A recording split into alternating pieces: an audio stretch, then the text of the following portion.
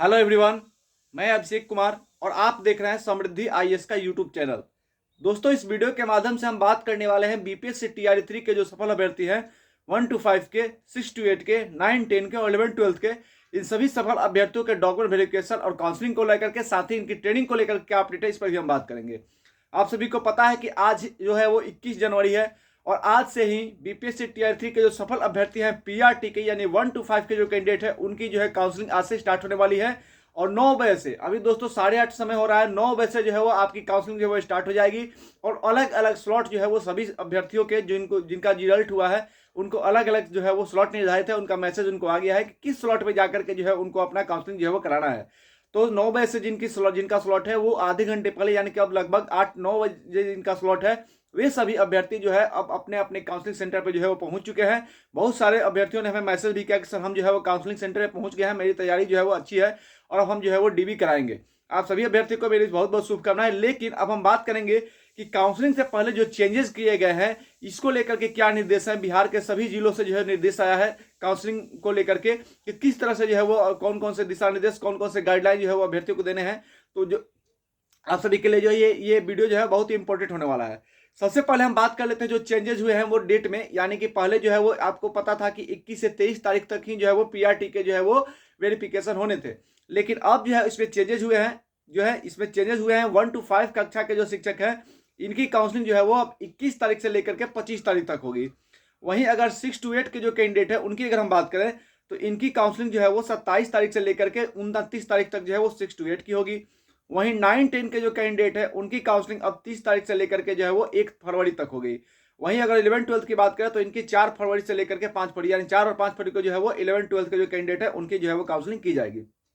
यानी काउंसलिंग के डेट जो है उसमें थोड़े से जो है बदलाव किए गए हैं। पीआरटी के जो अभ्यर्थी है उनकी जो है वो काउंसलिंग का डेट जो है थोड़ा बढ़ा दिया गया है और उसके बाद उसके वजह से जो है वो सबकी डेट जो है वो एक एक दिन 2-2 दिन जो है वो आगे बढ़ी है। जो 21 से लेकर के 30 तक होने वाली थी वो अब 21 से लेकर के जो है वो 4 फरवरी तक जो है वो डीबी का कार्यक्रम आप लोगों को चलेगा।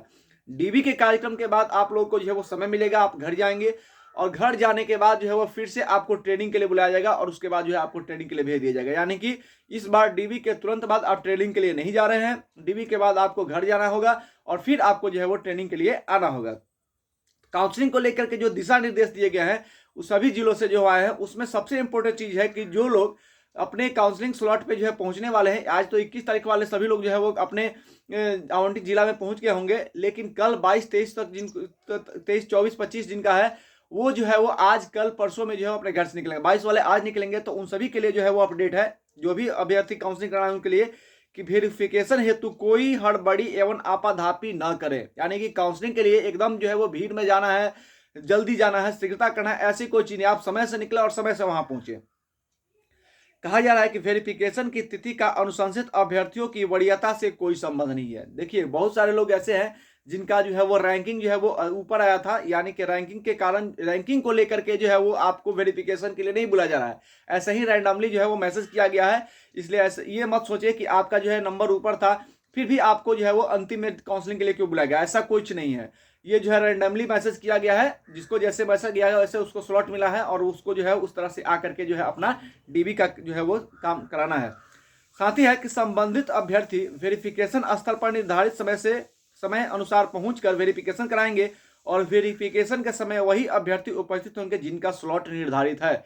यानी आपका जो स्लॉट है आप उसी स्लॉट के समय में जो है वो अपने वेरिफिकेशन सेंटर पे पहुंचेंगे आधे घंटे पहले, क्योंकि आपके पहले वाला जिसका स्लॉट है वो जैसे ही वहां से वेरिफिकेशन करा करके निकलेंगे उसके बाद जो है वो आप अपना वेरिफिकेशन जो है वो कराएंगे। साथ ही जो अभ्यर्थी जिनका वेरिफिकेशन हो जाएगा आप वीडियो पे कमेंट करेंगे कि आपका वेरिफिकेशन हो गया और सफलतापूर्वक आपने अपना डीबी करा लिया, आप जरूर कमेंट करेंगे। साथ ही अपडेट है कि स्लॉट के अनुसार काउंटर पर अभ्यर्थी का नाम खुलेगा। यानी कि जो आपका स्लॉट, ऐसा नहीं है कि आप पहले चले जाएंगे तो आपका जो है वो पहले हो जाएगा, ऐसा बिल्कुल नहीं है। स्लॉट के अनुसार ही जो है वो आपका नाम जो है वहां पे खुलेगा, यानी कि जो काउंटर है वहां पे स्लॉट के अनुसार ही नाम खुलेगा। वेरिफिकेशन स्तर पर अभ्यर्थी अपने आधार कार्ड एवं उसके साथ रजिस्टर्ड मोबाइल नंबर के साथ आएंगे।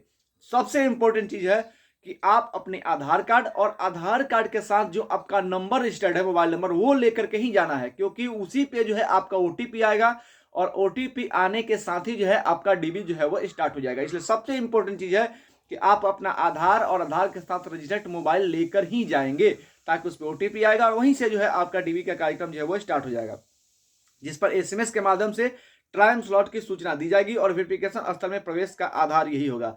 यानी वही आधार और वही जो नंबर है आपका, उस पर जो मैसेज आएगा वही उसके अंदर जो है वो, यानी कि आपके काउंसलिंग स्थल पे अंदर जाने के लिए वेरिफिकेशन के लिए एंट्री का जो है आपका वही आधार होगा। अगर वो आपके पास नहीं होगा तो आपकी एंट्री ही नहीं होगी। इसलिए इंपॉर्टेंट है कि आप ये जो है आधार कार्ड और आधार के साथ रजिस्टर्ड नंबर लेकर ही वहां पे जाएं। वेरिफिकेशन के लिए निर्धारित तिथि एवं टाइम स्लॉट में स्थानीय स्तर पे कोई परिवर्तन नहीं किया जा सकेगा। यानी कि आपका जो समय है, आपका जो स्लॉट है, उसको स्थानीय लेवल पे कोई जो है वो उसमें जो है वो इधर उधर नहीं किया जा सकता है, कोई भी उसमें जो है वो छेड़छाड़ नहीं किया जा सकता है, कोई परिवर्तन नहीं किया जा सकेगा, क्योंकि यह मुख्यालय स्तर से निर्धारित किया जा रहा है। क्योंकि ये स्थानीय स्थल जहाँ पे काउंसलिंग सेंटर है वहां से नहीं हो रहा है, ये जो है वो मुख्यालय से इसकी जो है वो निर्धारण किया जा रहा है। वेरिफिकेशन के लिए निर्धारित टाइम स्लॉट में अनुपस्थित रहने वाले अभ्यर्थी के लिए वेरिफिकेशन अवधि के निर्धारित तिथि के पश्चात अलग से तिथि जो है वो निर्धारित की जाएगी। अगर किसी अभ्यर्थी का स्लॉट और टाइमिंग के अनुसार वो नहीं पहुंचते हैं तो उनके लिए जो है वो ये काउंसलिंग होने के बाद एक तिथि निर्धारित की जाएगी और उस समय जो है उनका काउंसलिंग जो है वो कराया जाएगा। लेकिन आप सभी से मैं कहना चाहूंगा कि आप लोग समय रहते अपने स्लॉट से का जो टाइमिंग है उससे आधे घंटे पहले जो है काउंसलिंग सेंटर में पहुंच करके अपना DB कराएं। आप सभी अभ्यर्थियों को बहुत बहुत शुभकामनाएं, बहुत बहुत धन्यवाद कि आप बेहतर से DB कराएं। और जिनका DB हो जाएगा वो कमेंट बॉक्स में जरूर बताएंगे कि आपका DB जो है हो गया है। आपकी काउंसलिंग जो है वो DB के तुरंत बाद नहीं हो रही है, काउंसलिंग को आप जो है आपका बाद में होगा। और ट्रेनिंग जो है आपकी काउंसलिंग के बाद जो है वो ट्रेनिंग के लिए बुलाया जाएगा। यानी कि अभी आपको सिर्फ DB के लिए डॉक्यूमेंट लेकर के जाना है, उसके बाद आप DB करा करके घर जाएंगे, वहां से जो है आपको फिर से DB जो है वो ट्रेनिंग के लिए बुलाया जाएगा। इसके लिए आप पूर्ण तैयार रहेंगे। आप सभी अभ्यर्थियों को बहुत बहुत धन्यवाद।